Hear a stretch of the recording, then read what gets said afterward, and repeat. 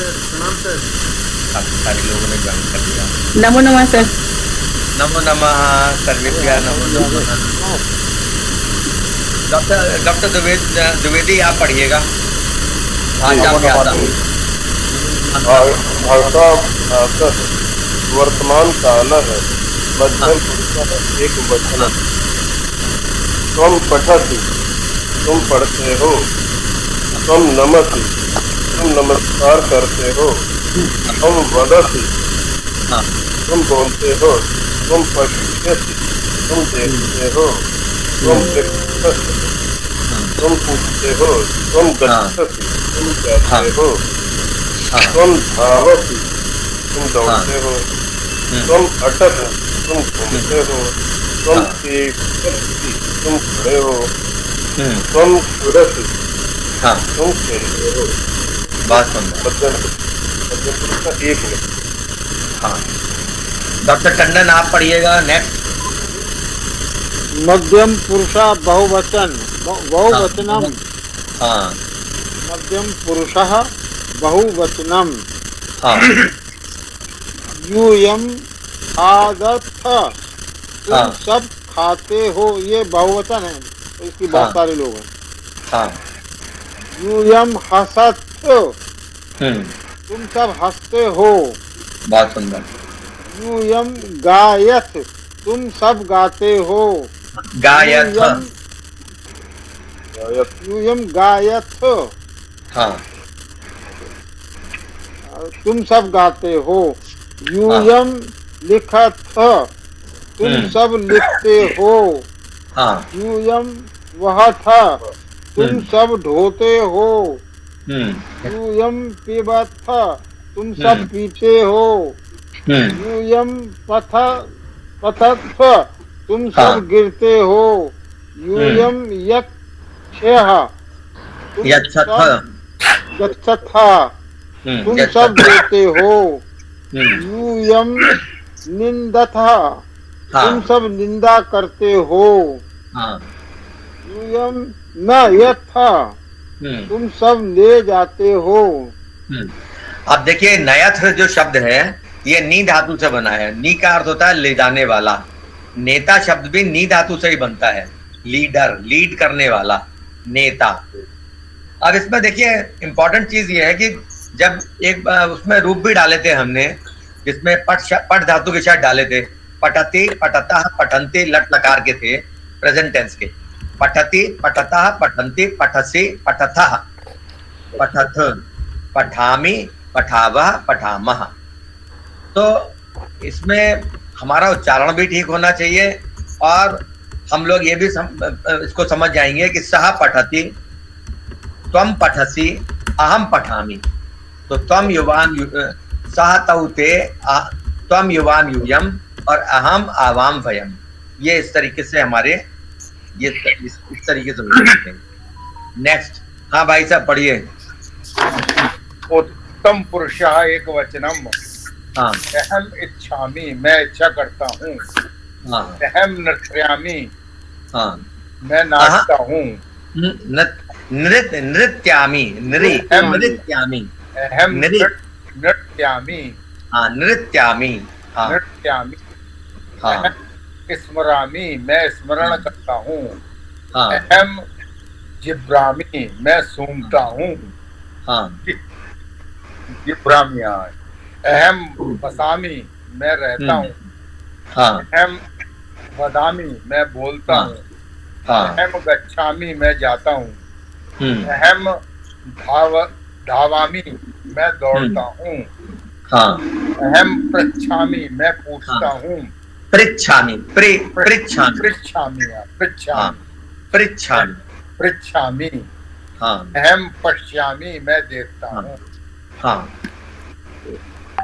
आगे पढ़िए। आगे सिंधुजा जी आप पढ़िएगा। उत्तम पुरुष बहुवचन। उत्तम पुरुष बहुवचनम। उत्तम पुरुषः, उत्तम पुरुषः। हाँ हाँ वयम प्रीणामः, हाँ हम कहते हैं। वयम सिखामः, हाँ। हम लिखते हैं, लिखामा हाँ। है। हाँ वयम पिबामः, हम हाँ। पीते हैं। हाँ। वयम यच्छामः, हम देते हैं। वयम तिष्ठामः, हम हाँ। ठहरते हैं या हम हाँ। खड़े हैं। हाँ। वयम नमामः, हम नमस्कार करते हैं। हाँ। वयम वहामः, हम धोते हैं।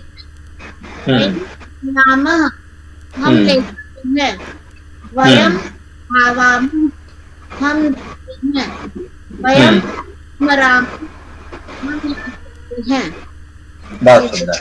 पुनः पुनः वाक्यों का उच्चारण करने से संस्कृत वाक्य रचना की शैली आपको याद हो जाएगी। यहाँ कुछ मौखिक अभ्यास दिए गए हैं। सूचना के अनुसार वाक्यों को बोलिए। अब सर एक चीज पूछना था सर, तिष्ठामा मैंने तिष्ठ मैंने बैठना होता है, खड़ा होना होता है? देखिए इसमें स्था धातु है। स्था धातु स्थिति के अर्थ में आती है, स्थित होना। जी।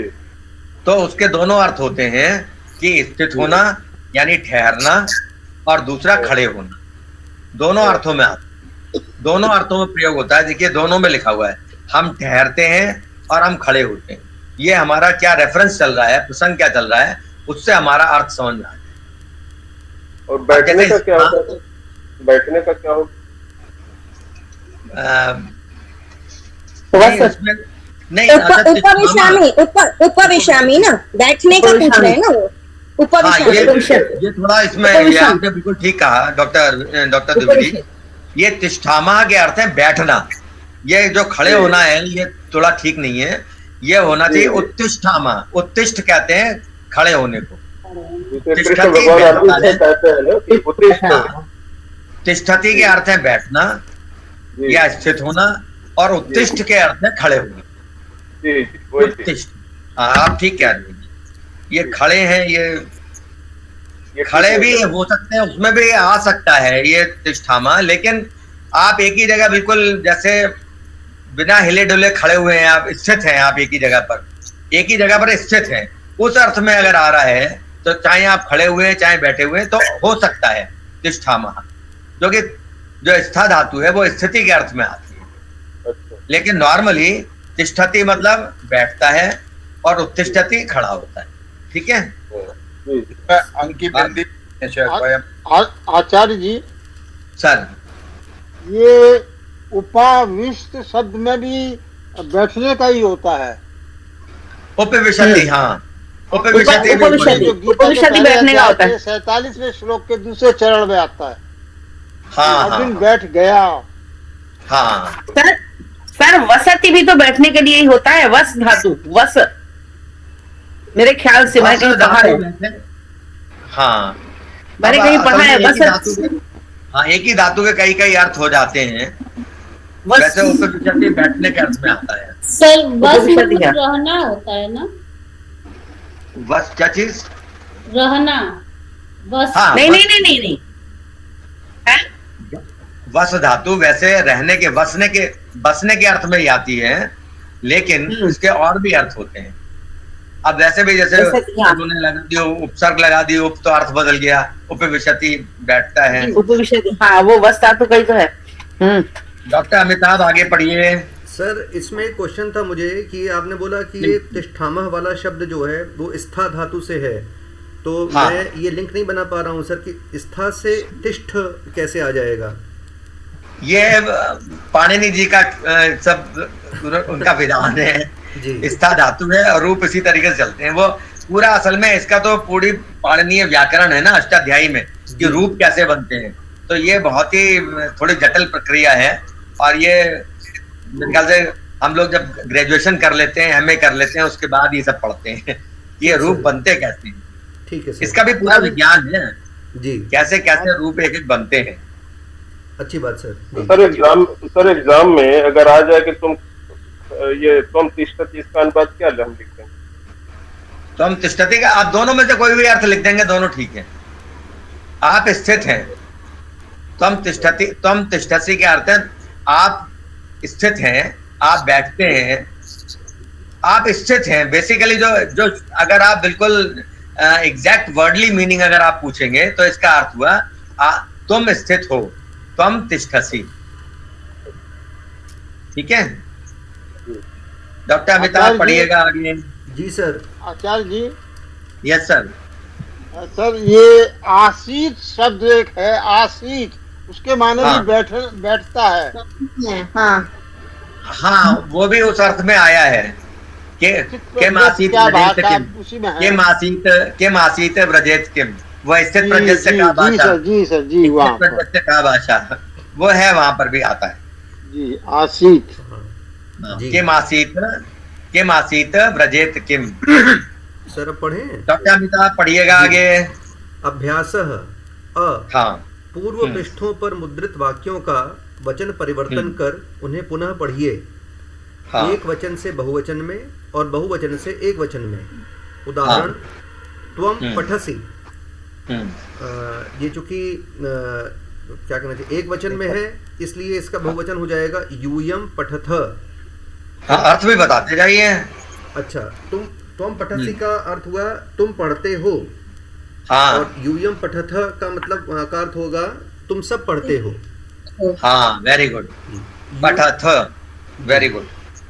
फिर दूसरा है यूयम पिबथ, अर्थ इसका अर्थ हुआ तुम पीते हो। और तुम सब पीते हो। जी, तुम पिबसी का अर्थ होगा तुम सब पीते हो ना, तुम पिबसी, तुम एक वचन में तुम पीते हो।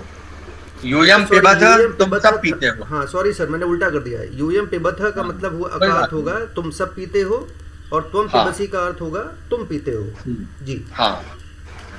फिर अहम इच्छामि, यानी मैं इच्छा करता हूँ। हाँ। और वयम इच्छामः, यानी हम सब हाँ। इच्छा करते हैं। बहुत सुंदर। फिर वयम क्रीडामः का अर्थ हुआ हाँ। हम सब क्रीड़ा करते हैं, खेलते हैं। हाँ। और अहम क्रीडामि का अर्थ हुआ हाँ। मैं खेलता हूँ। हाँ। फिर पूर्व पृष्ठों पर मुद्रित वाक्यों का पुरुष परिवर्तन कर इन्हें पुनः लिखिए। मध्यम हाँ। पुरुष और उत्तम पुरुष से प्रथम पुरुष में। उदाहरण दिया हुआ है, त्वम पठसि का इन्होंने बनाया है सह पठति और बालः पठति। अब आप देखिए प्रथम पुरुष में क्या आएगा। प्रथम पुरुष का सह पठति, तौ पठतः, ते पठन्ति, ये तो हो गया प्रथम पुरुष। जी। मध्यम पुरुष में क्या होगा, त्वम पठसि, युवाम पठतः, यूयम पठथ। जी। और जो हमारा प्रथम हो गया, मध्यम हो गया, उत्तम। उत्तम पुरुष में क्या हो गया, अहम पठामि, आवाम पठावः, वयम पठामः। बस ये अगर हमें क्लियर है तो हमें कोई सा भी कन्वर्शन करना हो किधर से किधर, कोई प्रॉब्लम की बात नहीं है। जी। हाँ, पढ़िए डॉक्टर अमिताभ। यूयम पिबथ का बना है ते पिबंती अथवा बालाह पिबंती। फिर अहम इच्छामि का बना है सह इच्छति अथवा अनुजः इच्छति। फिर वयम क्रीडामः से बना है ते क्रीडन्ति अथवा बालाह क्रीडन्ति। वयम क्रीडामः कौन से पुरुष में है? अहम आवाम वयम, सर हम सब। हाँ, मतलब सॉरी, हाँ उत्तम पुरुष। उत्तम पुरुष, राइट राइट, वेरी गुड। तो और ये जो है अहम इच्छामि, ये कौन सा पुरुष है? अहम में ये भी अहम इच्छामि उत्तम ही हुआ सर। हाँ, वेरी गुड। और यूयम पिबथ, इसमें कौन सा पुरुष है? त्वम युवम यूयम, सर वो बीच वाला मध्यम। हाँ, वेरी गुड, बहुत बढ़िया। अच्छा, नीचे अब इसमें थोड़े अभ्यास है ये कि नीचे के वाक्य बनाइए। तो ये वाक्य आप लोग देखिएगा। सिंधुजा जी आगे पढ़िए। विशेषः। अच्छा, विशेषः से पढ़िए। क्रिया, विशेषः क्रिया। हाँ। क्रिया के सभी कालों में तीनों पुरुषों में प्रथम पुरुष, मध्यम पुरुष, उत्तम पुरुष और हाँ। तीनों वचनों में एक वचन, द्विवचन, बहुवचन रूप बनते हैं। हाँ। एक वचन, द्विवचन और बहुवचन। इसमें कैसे हाँ। बना? प्रथम पुरुष का पठति, पठतः, पठन्ति। हाँ। मध्यम पुरुष में पठसि, पठतः, पठत। हाँ। उत्तम पुरुष में पठामि, पठावः, पठामः। बहुत सुंदर। अब इसमें देखिए जो ये जितने भी हमारे सर्वनाम शब्द हैं, जैसे युष्मत है, ये युष्मत में अब इन्होंने त्वम, युवाम, यूयम, ये भी इसके पूरे रूप आगे भी चलते हैं। हाँ। चलिए पढ़िएगा आगे। सेकंड पॉइंट है, मध्यम पुरुष की क्रिया का प्रयोग केवल युष्मत शब्द के साथ ही होता है। जैसे त्वम पठसि, युवाम पठतः, यूयम पठत। त्वम लिखसि, युवाम लिखतः, यूयम लिखत। उत्तम पुरुष की क्रिया का प्रयोग केवल अस्मत् शब्द के साथ ही होता है। जैसे अहम पठामि, अहम हम पठामि, वयम पठामः। अब इसमें देखिए इंपॉर्टेंट बात क्या थी कि जैसे हम लोगों ने राम शब्द देखा था। राम शब्द कैसे रूप कैसे चलते हैं उसके, रामः, रामौ, रामाः। तो इसमें जो रूप चलते हैं वो तो हो गए, और राम जो रूट शब्द है उसको हमने कहा प्रातिपदिक। इसी तरीके से यहाँ जितने भी हैं, जैसे त्वम, युवाम, यूयम, है ना, ये इन्होंने प्रथमा विभक्ति के रूप इन्होंने लिखे हैं। इसमें जो प्रातिपदिक है, जो रूट वर्ड है, दैट इज युष्मत। युष्मत, हाँ। और ऐसे ही जैसे इन्होंने अहम, आवाम, वयम लिखा है, इसमें जो रूट वर्ड है, प्रातिपदिक है, दैट इज अस्मत्। ये दकारांत हमारे सर्वनाम शब्द हैं जो तीनों लिंगों में, यानी जैसे त्वम पठसी है तो वो बालक के लिए भी हो सकता है कि त्वम पठसी, एक बालिका के लिए भी हो सकता है, और एक मित्र के लिए भी हो सकता है। एक नपुंसक लिंग जो कलत्र है, पत्नी है, जो नपुंसक लिंग शब्द है, उसके लिए भी हो सकता है। ठीक है। कलत्र पढ़ो, ये क्योंकि सर्वनाम है तो इसलिए सबके लिए लगे। हाँ, पढ़ती है।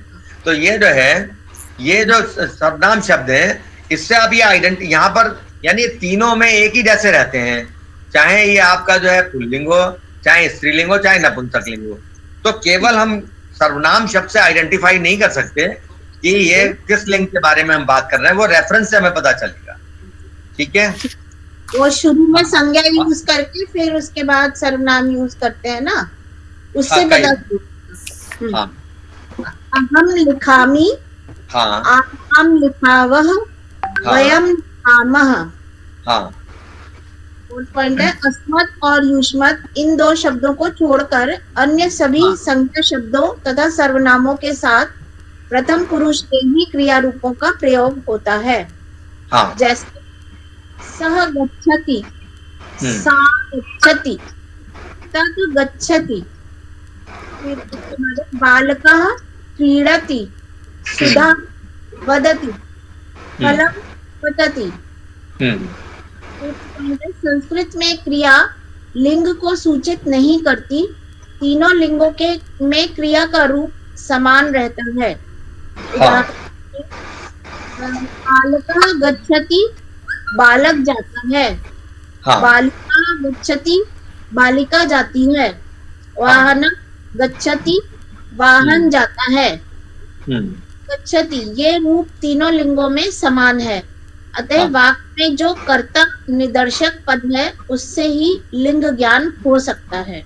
हाँ, तो ये भी ध्यान रखिए कि क्रियापद हमारा अभी के लिए इतना ही समझ लीजिएगा कि क्रियापद अभी अपरिवर्तित रहता है तीनों लिंगों में। ये इंपॉर्टेंट बात। आगे कंचन सोनी जी पढ़िए।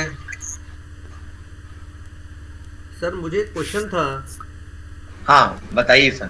सर इसमें जैसे 5वां वाला पॉइंट लिखा हुआ है कि संस्कृत में क्रिया लिंग को सूचित नहीं करती, तो इस पॉइंट में हमें बताया गया कि संस्कृत कैसे भिन्न है हिंदी से। उसी प्रकार से सर और भी 2-3 पॉइंट्स हैं ना जो मोटे मोटे होते हैं, कुछ अगर सर थोड़ा समेट दीजिए, कुछ बोल दीजिए सर, तो थोड़ा और पकड़ में आ जाएगा कि हिंदी और संस्कृत में अलग अलग कैसे व्यवहार करना है। वो जैसे जैसे हम लोग पढ़ते जाएंगे ना, वो अपने आप से चीजें सामने आते जाएंगी। जगह जगह पर अंतर है। जैसे हम लोगों ने पढ़ा कि हम लोग क्या, स्त्री शब्द है तो वो तो हमेशा स्त्रीलिंग में ही होगा जी, लेकिन संस्कृत भाषा में तीनों लिंगों में हो सकता है। हाँ। धारा शब्द हमने पढ़ा स्त्री के लिए, वो हमने देखा कि पुल्लिंग शब्द है, स्त्री शब्द हमने पढ़ा वो स्त्रीलिंग में है, कलत्रम शब्द पढ़ा वो नपुंसक लिंग में है। ऐसे धीरे धीरे हम लोग जब ऐसे करेंगे तो वो धीरे धीरे सब चीजें आती जाएंगी आगे। ठीक है सर जी। प्रीति जी आप पढ़िएगा आगे प्लीज। ये लोग शायद है नहीं, कोई बात नहीं। हाँ भाई साहब पढ़िए, आप पढ़िए। कंठस्थ हाँ सर मेरे पास सर बुक प्रीति मैम है, वो म्यूट है सर। अच्छा वो लोग म्यूट है, कोई बात नहीं। क्या हुआ आशा जी, बुक नहीं है आपके पास? मैं कंचन दीदी कंचन बोल रही हूँ सर, मेरे अच्छा, पास ठीक। बुक नहीं। सर मैंने कल किया है रजिस्ट्रेशन, अभी मुझे कुछ उसका मतलब समझ नहीं आया कि कैसे मुझे पता चलेगा कि कंफर्म है मेरा हो गया या क्या है। वो उसमें आ जाता है कंफर्मेशन। आप डॉक्टर अमिताभ से टाई अप कर लीजिए, वो सारी जी, आपकी जी। प्रॉब्लम रिजॉल्व कर देंगे, ठीक है। अब जी, बाकी तो जी। लेसन तो डाल ही रखे हैं उसमें, तब तक उससे देख लीजिएगा जो जी जी जी PDF फाइल डाली हुई है। जी जी वो तो देख लेंगे जी। लीजिए। हाँ भाई साहब पढ़िए। कंठस्थ करने के लिए हाँ सकार निष्पत्त शब्द हम्म एक वचन द्विवचन बहुवचन। एक वचन में त्वम, हाँ द्विवचन त्वाम, हाँ बहुवचन में यूयम। हाँ त्वम मीन्स तू, यूयाम मीन्स तुम दो, और यूयम बहुवचन का तुम सब। हाँ सक्रांतः लिंगकः त्रिलिंगकः अस्मत् शब्दः।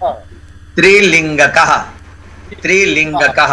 त्रिलिंगकः हाँ अहम, मैं, आवाम हम दो, हम्म, हम सब, यानी हाँ। अहम आवाम व्यम और त्वम हाँ। हम यूयम।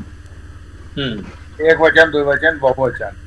त्रिलिंग का अर्थ है उस शब्द के तीनों लिंगों में रूप समान होते हैं। त्वम बाला, त्वम बाला, बाला मान और त्वम मित्रम, मित्र।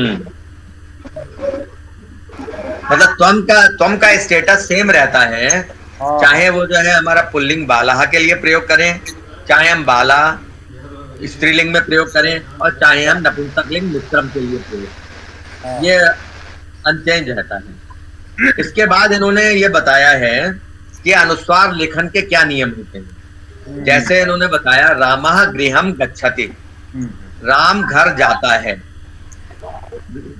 गृहम आगच्छति, गृहम आगच्छति घर आता है, राम घर आता है। तो इसमें क्या हुआ कि आगच्छति जो है स्वर है ये हमारा, क्योंकि ये हमारा स्वर है इसलिए जो मकार है वो एज इट इज रहेगा। और अगर इसके बाद कोई व्यंजन वर्ण अगर आ जाए जैसे फलम इच्छति, तो फलम में क्या होगा कि माँ जो मकार है उसको हटा के उसके जगह हम अनुस्वार कर देंगे, उसको जिसे बिंदी कहते हैं बोलचाल की भाषा में, उसको हम अनुस्वार में कन्वर्ट कर देंगे। ये थोड़ा सा अंतर है लेखन का, लिखने में जो हमारी लिपि है उसमें अंतर आता है, बाकी और कुछ नहीं। हाँ प्रीति जी पढ़िएगा आप। नमो नमः सर, ये मेरा पहला क्लास है जी और अभी तक हमने आपका YouTube चैनल देख कर के सीखा है, क्योंकि अभी ऑपरेशन हुआ था तो 1 हफ्ते पहले, तो अब थोड़ा सा सही फील कर रही हूँ। तो जैसा हमने सीखा है वो थोड़ा सा आप करेक्शन कर दीजिएगा।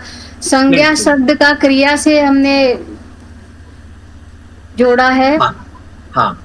मोहना अस्ति, राधिका अस्ति, पुस्तकम अस्ति, दहली अस्ति। एक वचन का एक वचन के साथ बालिका गच्छन्ति, हाँ, बालिका गच्छति, यानम गच्छति।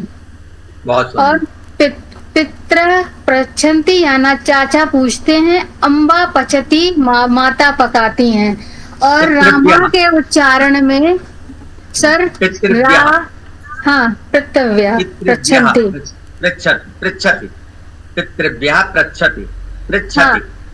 और रामा के हाँ सर, और रामा के उच्चारण में माँ प्लस आ रामः। हाँ। और कवि के उच्चारण में वा प्लस ई कवि। बहुत और गुरु के उच्चारण में रा प्लस उ गुरु। बहुत सुंदर। अब इसमें देखिए जैसे हम लोग बोलचाल की भाषा में बोल देते हैं राम आ गया, राम गया, तो क्या होता है राम में हमारा मुंह बंद हो जाता है, राम। तो वो आप देखिए जब आप वर्तनी देखेंगे तो रा हलंत प्लस बड़ा आ प्लस मा हलंत प्लस ह्रस्व आ। ह्रस्व आ रहा है तो ह्रस्व आ बोलने के लिए तो मुंह खोलना पड़ेगा ना आपको।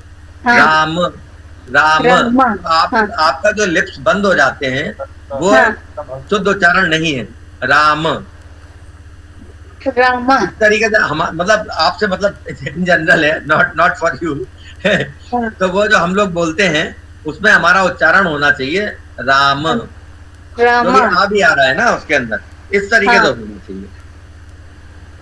ये पढ़िए अनुस्वार लेखन के नियम। ये पेज तो मिल गए थे ना आपको? सर ये पेज मिल गया था, जेरोक्स कर लेते, पर अभी बुकलेट मेरे पास नहीं आई है, रजिस्ट्रेशन नहीं आया है। वो हो जाएगा, जल्दी से आ जाएगी वो। तब तक अगर आपके पास पेजेस हो तो पढ़िएगा। पेज 31 अगर हो तो पढ़िए पेज 31 अनुस्वार लेखन के नियम, अनुसार वाला। सर बुकलेट बुक भी आ जाएगी जब रजिस्ट्रेशन हो गया तो जल्दी आ जाएगी। अनुसार का कल हमने सर पढ़ा था, कल हम अनुसार का पढ़े थे तो उसका बता रहे हैं सर। जी प्लीज।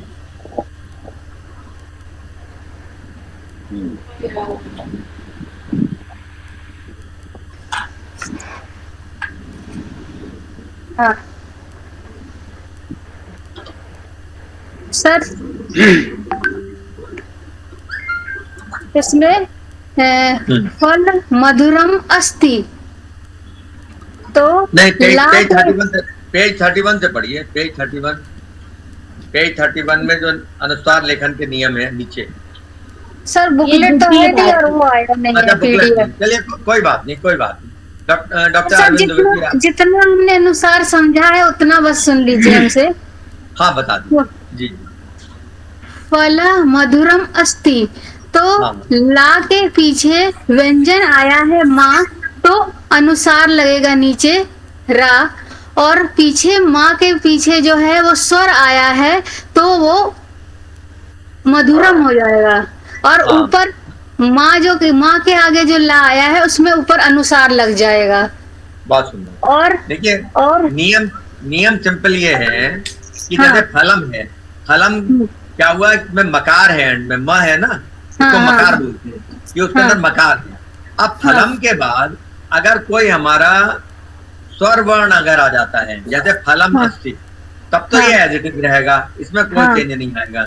लेकिन अगर फलम के बाद कोई व्यंजन वर्ड आ जाएगा जैसे फलम मधुरम अस्ति, तो म जो है हमारा वो व्यंजन वर्ड है, तो फलम में म जो मकार है माँ वो हट जाएगा और उसकी जगह अनुस्वार, जिसको हम लोग बोलचाल की भाषा में बिंदी बोलते हैं, फलम ला के ऊपर बिंदी, ला के ऊपर अनुस्वार हमारा आ जाएगा, फलम मधुरम अस्ति, ऐसे करके हो जाएगा। और जैसे सिंह है सर, तो सिंह में नीचे जो है वो सिंपल ही रहेगा, और संवाद में सिंपल रहेगा।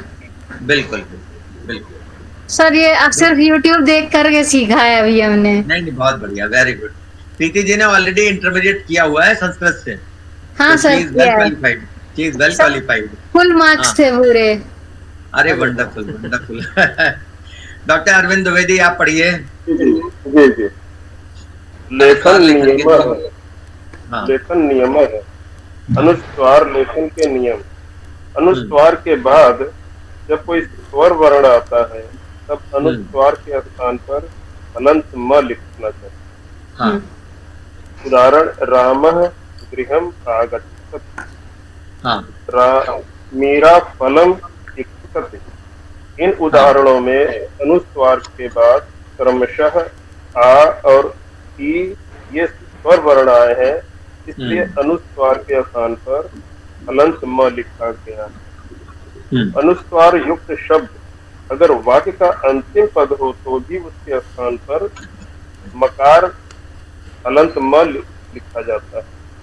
उदाहरण शिवः इच्छति फलम, कः वदति गीतम। मकार के बाद यदि व्यंजन वर्ण है तो मकार अनुस्वार में परिवर्तित होता है। उदाहरण रामः गृहम येषाम फलम आदत। उदाहरण में मकार हलंत म के बाद ग और ख ये व्यंजन वर्ण है, इसलिए मकार का परिवर्तन अनुस्वार में हो गया है। बहुत उमा जी आगे आप पढ़िएगा संख्याएं।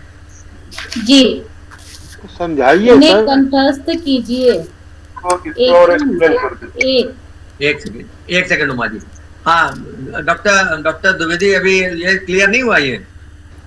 नहीं, और जिससे डॉक्टर टंडन सर पूछ रहे थे थोड़ा इसको। मैं सर ये देखिए, पूछा था, ये इसको समझा दीजिए, जो पढ़ाया जा रहा है इसको किताब में जो लिखा उसको कृपया समझा दीजिए। हाँ, समझ में नहीं आ रहा है मेरे को। इसमें सर सिंपल है कि देखिए, जो माँ हलंत होता है ना, जैसे फलम हमने शब्द बोला, तो इसका जो फलम में माँ हलंत हम लिखते हैं, इसको हम लोग मकार बोलते हैं, मकार। ठीक है। जैसे युष्मद में द आया, द हलंत, तो इसका क्या बोलेंगे? दकार। उसको बोलने की भाषा में इस तरह बोला जाता है। तो मकार मकार जैसे फलम, अहम फलम इच्छामि, मैं फल की इच्छा करता हूं। तो अगर फलम मकार के बाद अगर हमारा स्वर वर्ण अगर आ जाता है तो मकार एज इट इज रहता है, उसमें कोई चेंज नहीं आता है। और मकार के बाद अगर कोई व्यंजन वर्ड आ जाता है, अहम मधुरम फलम इच्छामि, मैं मीठे फल की इच्छा करता हूं, तो मधुरम के बाद फलम आया, तो मकार के बाद फ आया। फ जो है हमारा व्यंजन वर्ड है। तो क्या होगा ऐसी स्थिति में, जो मकार है उसका माँ हलंत उसको हटा देते हैं और फलम में ला के ऊपर अनुस्वार लगा देते हैं, जैसे बोलचाल की भाषा में कहते हैं बिंदी लगा देते हैं, ला के ऊपर बिंदी लगा देते हैं। फलम, अहम मधुरम फलम इच्छामि। मधुरम, मधुरम में रा के ऊपर हमने बिंदी लगा दी, अनुस्वार लगा दिया और इस तरीके से कर दिया।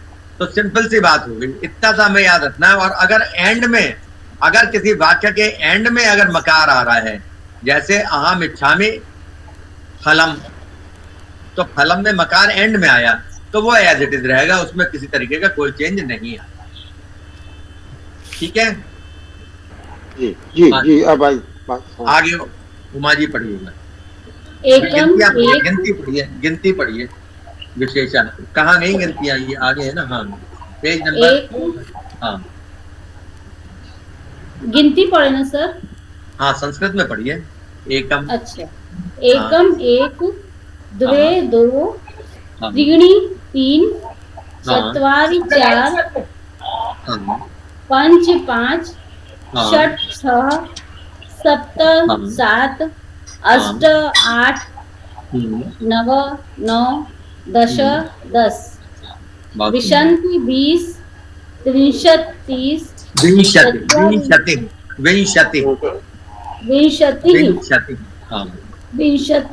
20, त्रिंशत् 30, चत्वारिंशत् 40, पंचाशत् 50, षष्टिः 60, सप्ततिः 70, 70, अशीतिः 80, 90, 90, शतम 100, सहस्त्रम 1000, लक्षम 10,000, कोटि 1 लाख, लक्षम 1 लाख, लक्षम 1 लाख, लक्षम 1 लाख, कोटि 1 करोड़, 1 करोड़।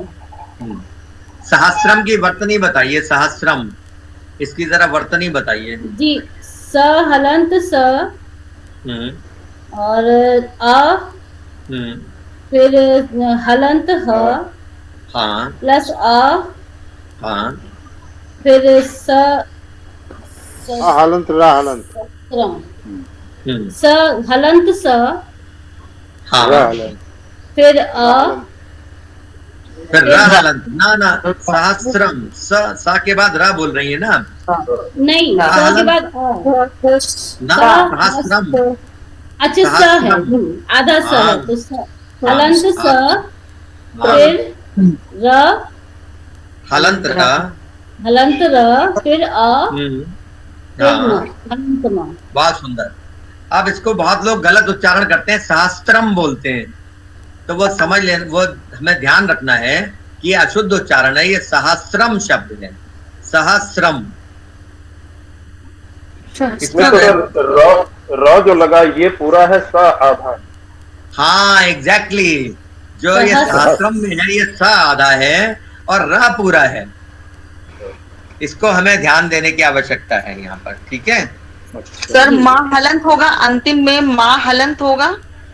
हाँ नेचुरली माँ हलंत तो है, माँ हलंत का हलंत ही रहेगा, एज इट इज रहेगा। ये 10 में जो दशा पढ़ते हैं या दश? अभ्यास। आवाज भाई साहब ठीक नहीं आ रही है। दश पढ़ते हैं या दशा? नव या नवा? अध्यक्ष। अच्छा इसको 10। नहीं ये नवी है, इसको ये नव शब्द ही है, नव चित्राणी, 9 चित्र, ये अलग है। अभी अभी बताना ठीक नहीं रहेगा, इसमें कंफ्यूजन हो जाएगा। अभी केवल आप इतना याद रखिए, अभी जो उच्चारण किया था दशा। हाँ अभी इतना याद रखना है, नव दश। ये आगे कोई इसमें कुछ और भी चीजें बताने की, वो आगे बताएंगे, अभी नहीं। अभी कंफ्यूजन क्रिएट होगा बताने से, इसलिए वो अभी नहीं बताएंगे। अब आप अभ्यास की जगह आप इसमें आइए, व्यवहारिक शब्द, पेज नंबर 34 जी। वृत्तिकारः। हाँ।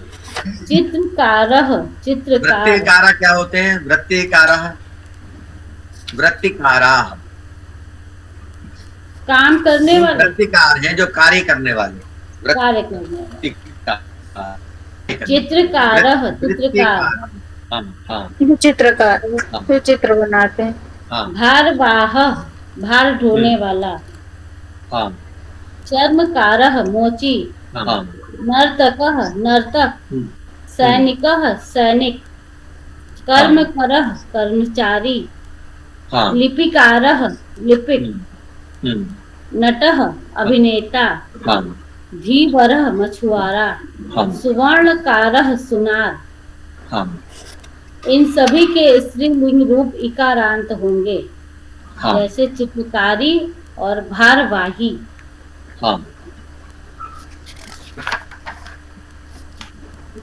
आपणिकः, दुकानदार।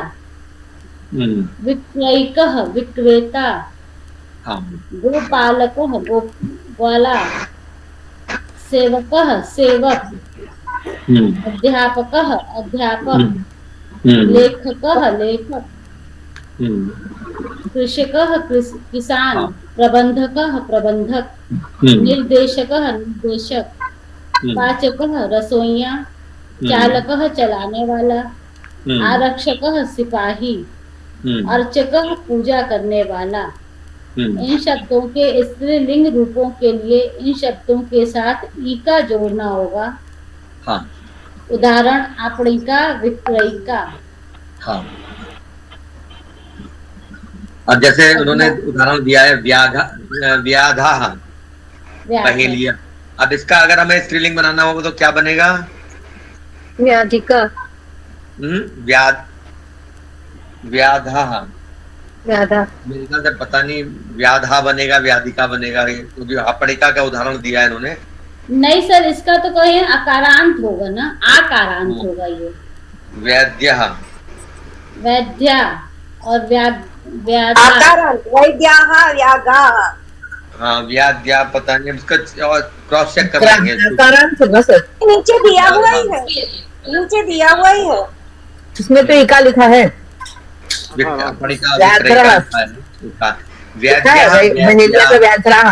लिखा हुआ है, तो यहाँ पे व्याधा का स्त्रीलिंग अगर बनाना हो तो व्याधा, वैद्या।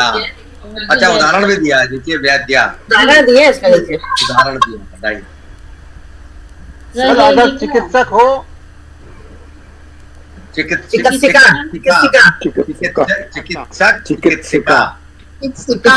पढ़िए, प्रहेलिका पढ़िए डॉक्टर अमिताभ।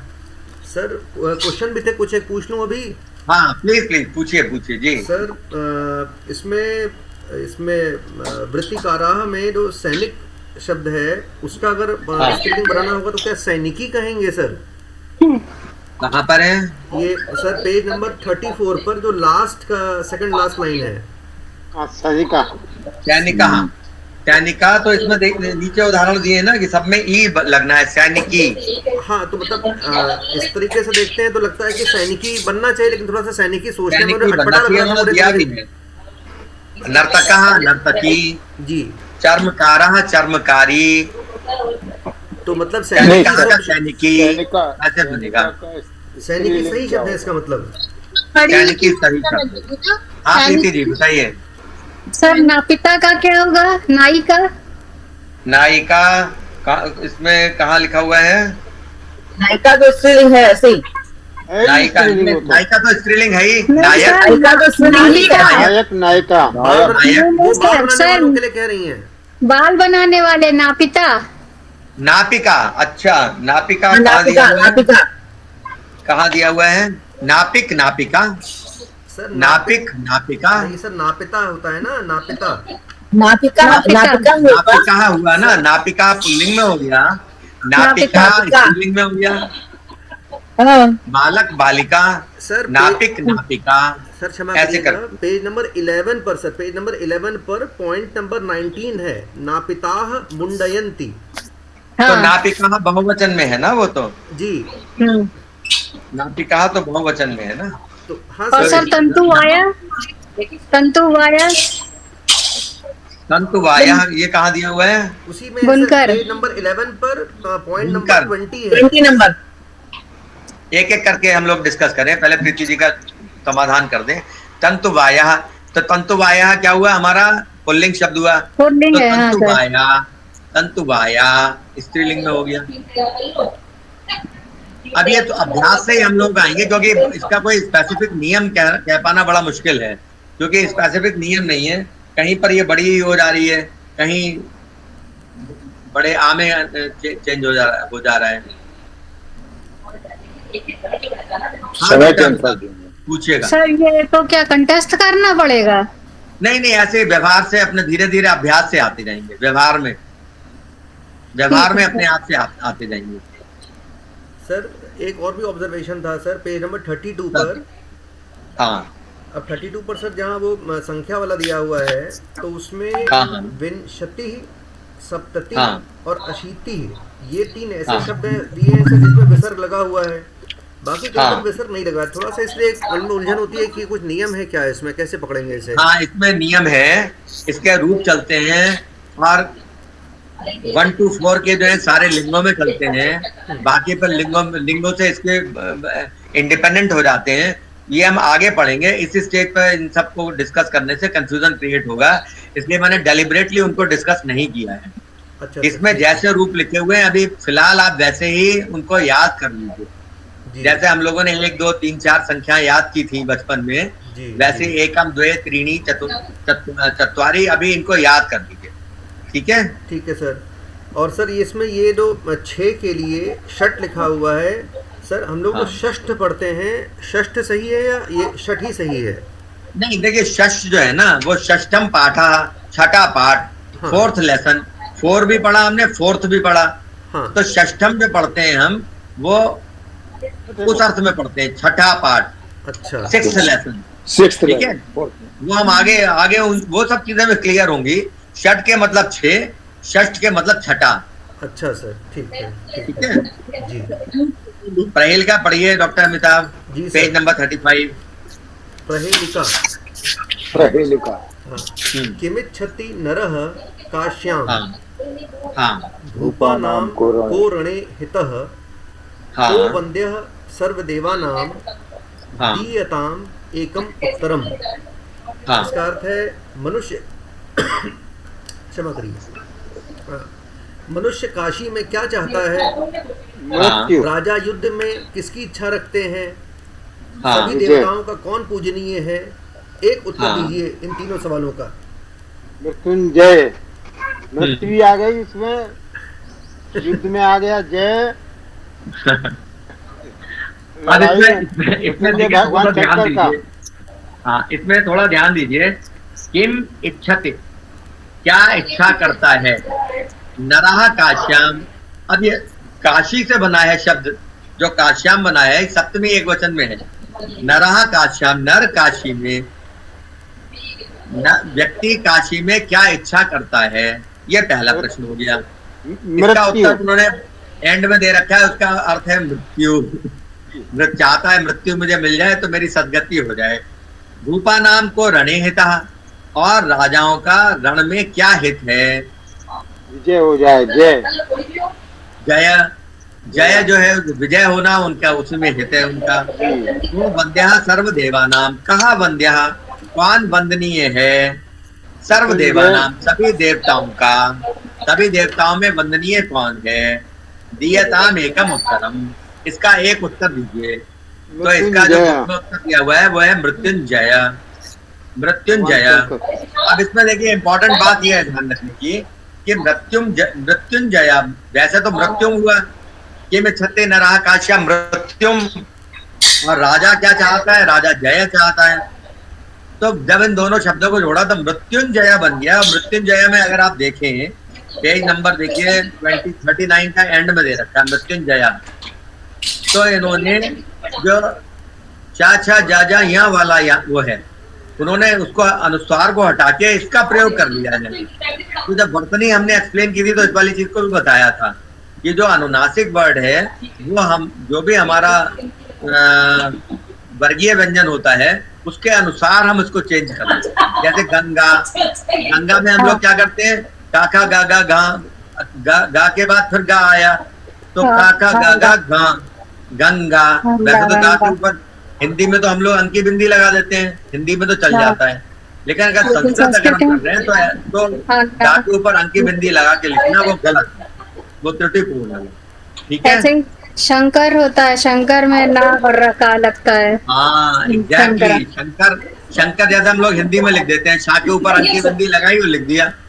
लेकिन अगर हम संस्कृत में लिख रहे हैं तो ऐसे लिखना त्रुटिपूर्ण है। का खा गा गा घ, वो हमारा आएगा शंकर। हाँ ऐसे होगा उसके अंदर। हाँ। दंड में सर अच्छा जी, हाँ किसमें जी, दंड में ड का पांचवा वर्ण उसका बिल्कुल बिल्कुल। आशा जी आगे के 2 श्लोक पढ़िएगा। संग्राह्य विषय, संग्राह्य, संग्राह्य विषय। हाँ, संग्राह्य का क्या अर्थ है? संग्राह्य का क्या अर्थ है?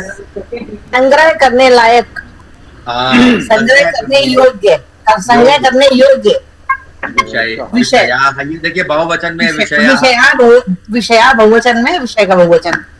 गणेश वक्रतुंड महाकाय सूर्यकोटि समप्रभ निर्विघ्नं कुरु मे देव सर्व कार्येषु सर्वदा।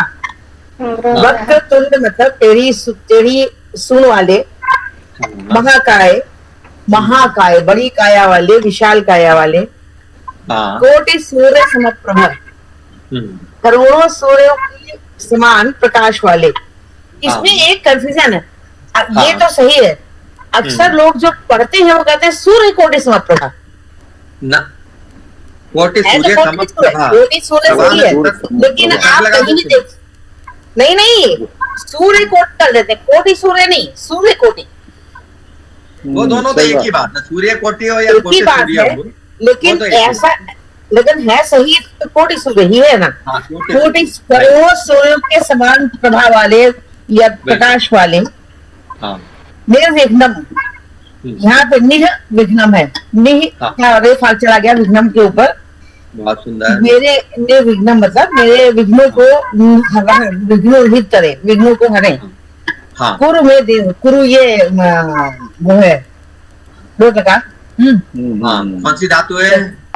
धातु बताइए। धातु, क्रो धातु, क्री धातु, क्री धातु की करें। मेरे मतलब मेरे देव, हे देवता, सर्व कार्येषु सर्वदा, मेरे सभी कार्यों को, कार्येषु सप्तमी बहुवचन, सर्वदा मतलब हमेशा, हमेशा मेरे सब कार्यों को निर्विघ्न रूप से, मतलब विघ्न रहित करें, मैं विघ्न ना पाऊं। गजाननम भूत गणादि सेवितम कपित्थ जम्बू फलसार भक्षणम हाँ उमासुतं शोक विनाश कारणम हाँ नमामि विघ्नेश्वर पाद पंकजम। हाँ गजानन है गजानन।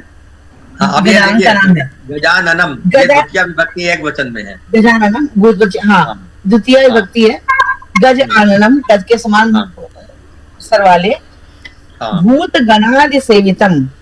अब चूंकि ये भूत उनके शंकर जी के पुत्र थे, हाँ इसलिए इनको भूत गण इनकी सेवा करते हैं द्वारा हाँ। सेवित। हाँ कपित जम्बू फल। हाँ कपित होता है कैथा, कैथा। और जामुन के फलों का सार खाने वाले। हाँ हम्म? हाँ उमा कपित है। उमा के पुत्र। हाँ शोक विनाश कारणम।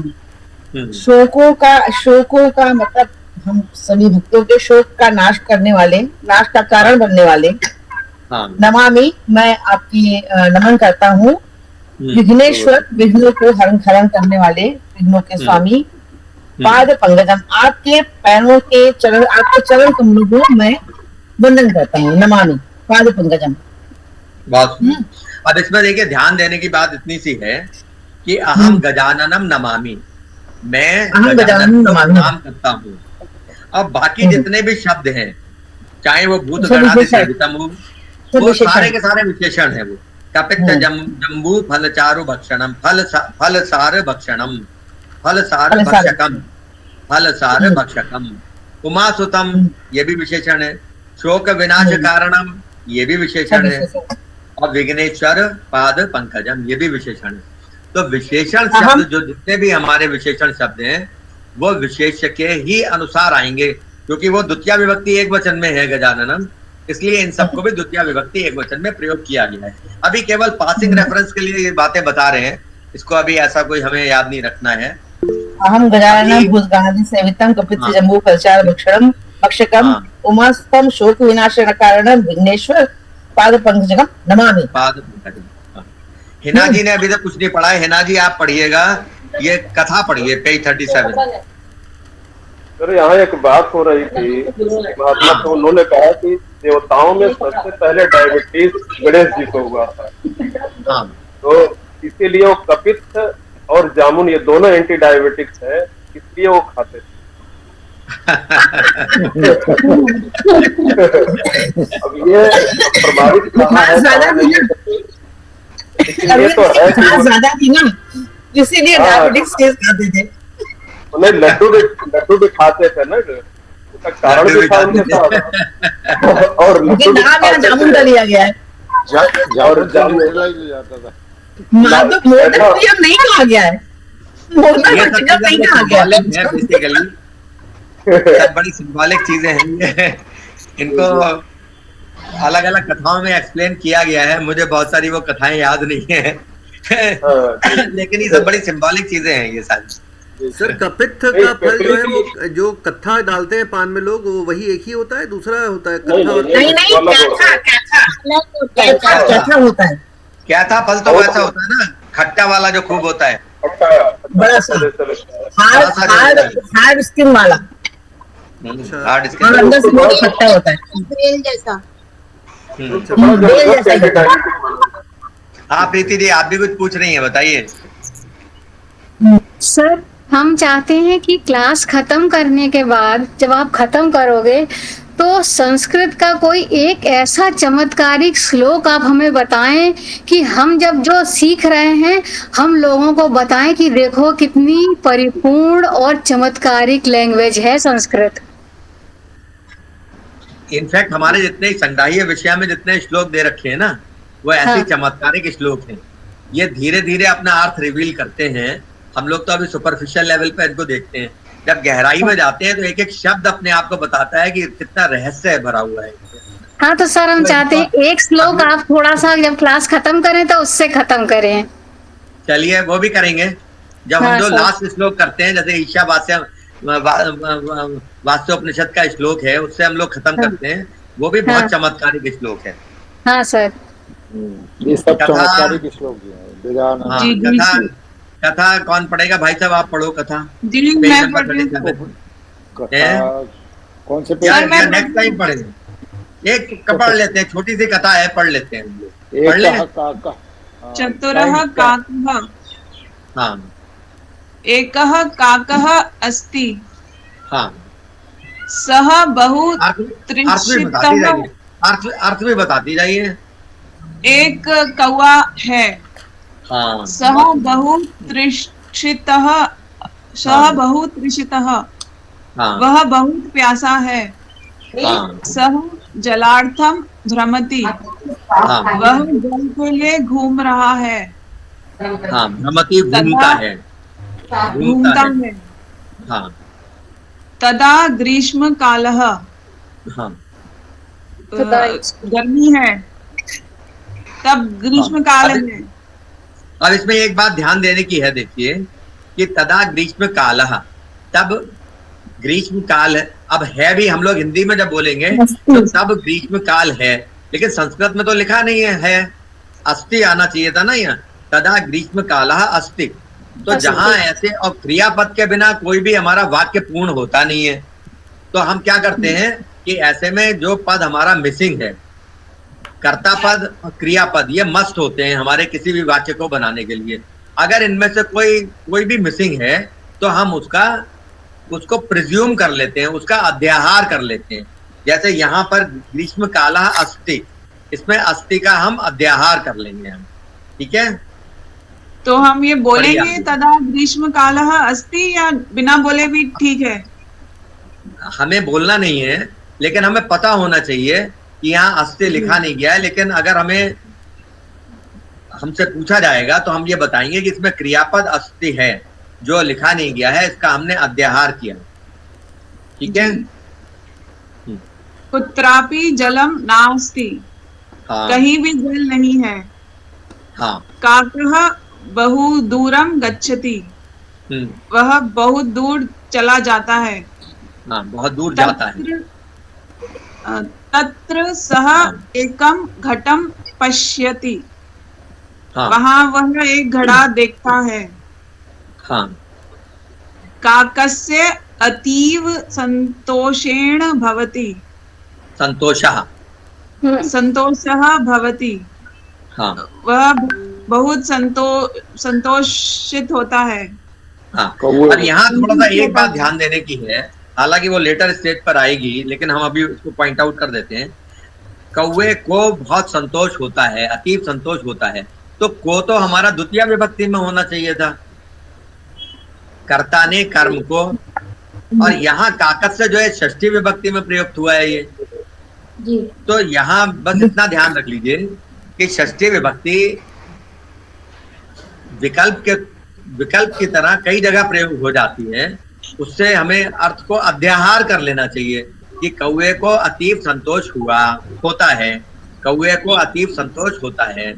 तो वैसे तो नॉर्मली अगर हम तो कोई कहता तो हम कहते काकम अतीव संतोषा भवति, लेकिन यहाँ काकत से लिखा है तो हमें समझ जाना चाहिए कि यहाँ पर षष्ठी विभक्ति का प्रयोग उन्होंने नियम है कुछ व्याकरण के, उनके अंतर्गत कर रखा है, जो सही है। हाँ, पढ़िएगा। किंतु घटे स्वल्पम एव जलम अस्ति, हाँ, किंतु घड़े में कम पानी ही है। हाँ, जलम कथम पिबामी, हाँ, जल को कैसे पीऊं। इति काकः चिंतयति, यह काक सोचता है। हाँ, सः एकम उपायम करोति, वह एक उपाय करता है। हाँ, शिलाखंडान आनयति, हाँ, पत्थरों के टुकड़ों को घड़े में भरता है। हाँ, लाता है, आनयति लाता है, लाता है। हाँ, शिलाखंडान आनयति, शिलाखंडान आनयति, घटे पूरयति, हाँ, जलम ऊपरी आगच्छति, जल ऊपर आता है। काकः संतोषेण जलन पिबति, हाँ, कौवा संतोष से जल पीता है।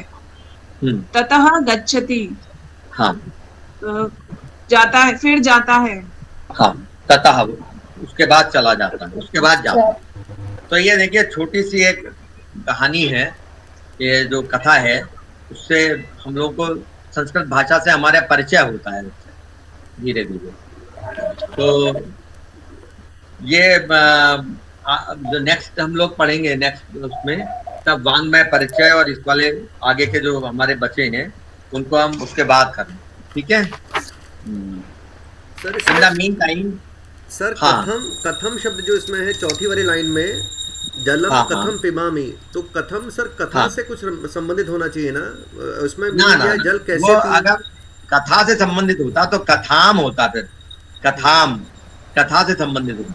कथम तो ये है कि कैसे, जी अहम कथम जलम कथम पिबामी, जल को कैसे पीता हूँ।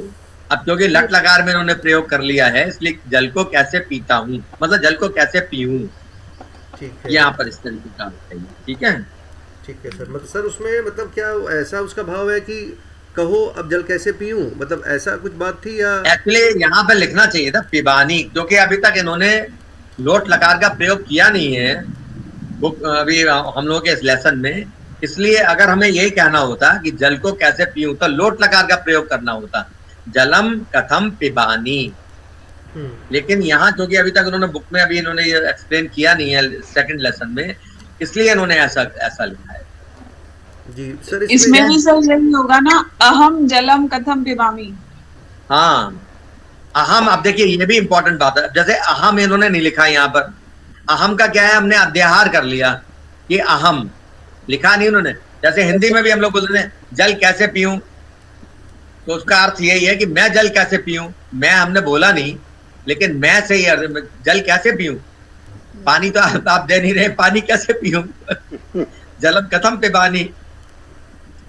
तो यहाँ पर अहम का अध्याहार हमने किया क्योंकि किसी भी वाक्य में एक तो कर्ता पद और एक क्रियापद, ये दो मिनिमम रिक्वायर्ड होते हैं।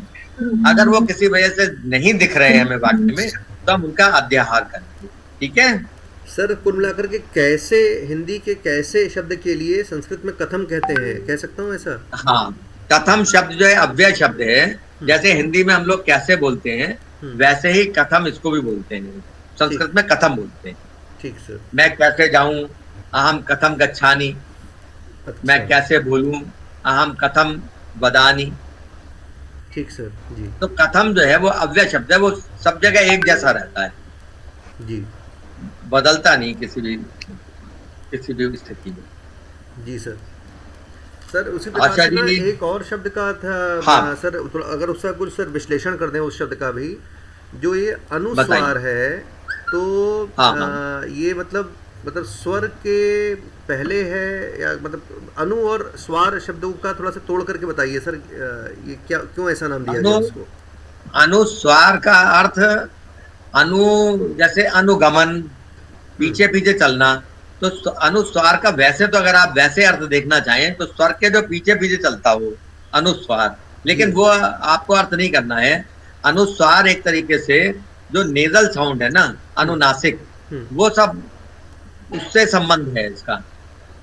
तो अनुस्वार हमारा जिसे हम हिंदी में बोलते हैं बिंदी जी, है ना, दैट इज अनुस्वार, या उसकी जगह हम चंद्र बिंदु भी लगा देते हैं।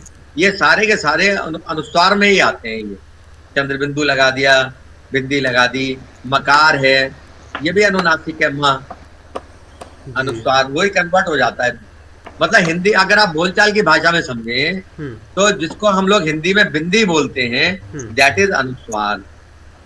अच्छा सर। और अनुनासिक वो ठीक है जी, अनुनासिक तो हमारे वर्गीय व्यंजनों के जो लास्ट वाला वर्ण है, जैसे का खा गा गा गा, चा छा जा जा यहाँ, जो लास्ट वर्ण है वर्गीय व्यंजनों का दैट इज कॉल्ड अनुनासिक, दैट इज कॉल्ड अनुनासिक। ठीक है, ठीक है सर। अनु एक्चुअली मन में शुरुआत हुई थी इस बात से कि छोटे भाई बड़े भाई को अनुज और अग्रज कहते हैं, तो अनुज जो है मतलब ज शायद जन्म के लिए हो गया, अनु जिसका बाद में जन्म हुआ तो बाद से फिर आया कि अच्छा, पर वहां पर वो अनु मतलब जो जन्म को फॉलो करता है, यानी बड़े भाई का जन्म हो चुका है उसके जन्म को फॉलो कर रहा है, दैट इज अनुजः। अग्रजः बड़ा भाई जो आगे जिसका जन्म हुआ है, अग्रजः, अनुजः, जी। तो उसी अनुसचिव, हम लोग सर्विस में होते हैं अनुसचिव, अंडर सेक्रेटरी, जो निम्न सचिव के अंडर में है, नीचे उनसे, हाँ, तो अनु अर्थ में आते हैं, अलग अलग अर्थों में प्रयोग होता है, ऐसे हम लोग इसको समझ सकते हैं। ठीक सर। क्या हम बोले कुछ? हाँ बताइएगा। हाँ, तो अमिताभ जी, अनुनासिक इसलिए होता है क्योंकि वो वर्ग के अंत में जो नासिका से बोला जाता है उंगा, उसमें आखिर में आपके नाक का स्वर आता है, नेजल स्वर आता है, यहाँ नाक का स्वर आता है। बाबा बाबा माँ भी नाक से बोला जाता है, नासिका का शब्द होता है वो। ना भी ऐसे ही और ना भी ऐसे ही, जो नासिका से बोला जाए वो अनुनासिक है। जी जी, ठीक है, बहुत सुंदर।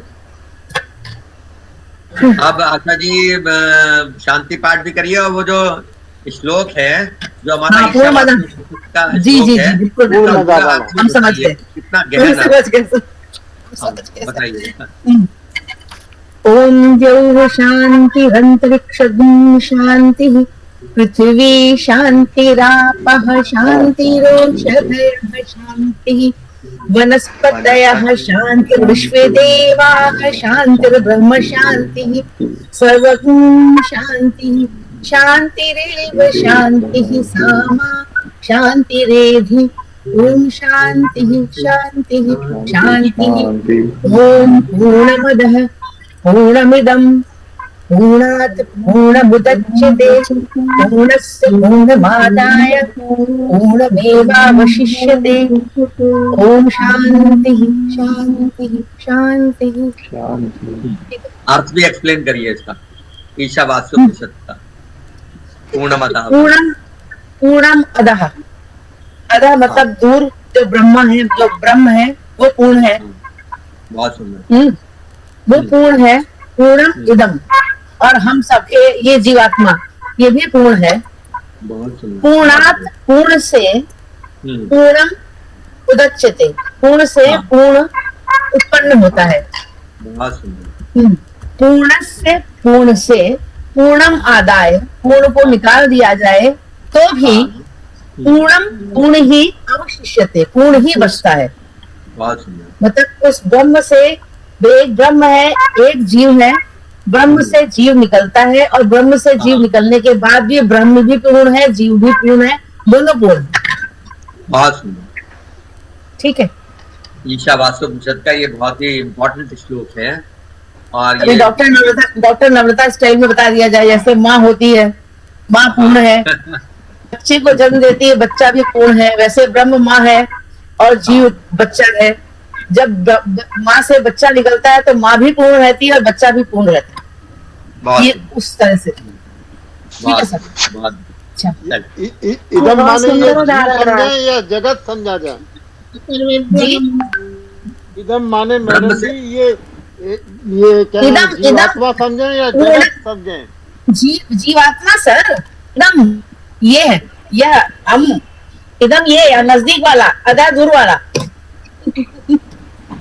आधा माने तो वो पर ब्रह्म हो गया, आधा पर ब्रह्म है, और इदम ये जीवात्मा है, वो परमात्मा है, ये जीवात्मा है।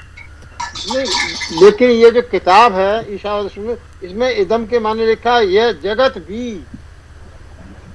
ब्रह्मांड के कंपैरिजन में देखिए इदम भी बहुत नजदीक है, और जीवात्मा तो सबसे ज्यादा, सबसे अधिक निकट है।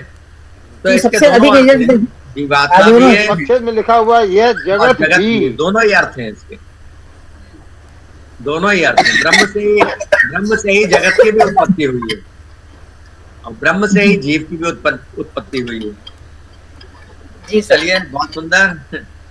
आशा जी, आपने बहुत अच्छा उदाहरण दिया कि माता भी पूर्ण है और बच्चा भी पूर्ण है। जी, दूर से निकलने के बाद कोई भी अपूर्ण नहीं होता, सिर्फ दोनों पूर्ण होते हैं अपने आप में। ठीक है। नमो नमः सर्वेभ्यः। सभी को नमो नमः। नमो नमः।